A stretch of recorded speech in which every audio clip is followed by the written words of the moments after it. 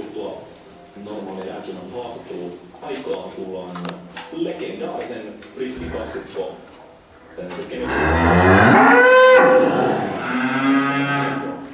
meininkiä jo hyvin pitkään ja nyt on julkaistu 8 pitkäsoitto We Are The Night ja kuten tapana on ollut, niin tuolla uudellakin levyllä paljon on mukana vierailijoita ja muassa muista vierailijoista ja miten se yhteistyö eri vierailijoiden kanssa sujuu. Siitä jutustellaan siis Toni kirjakustannustoimittajia Jouko Ruokasen-Mäki.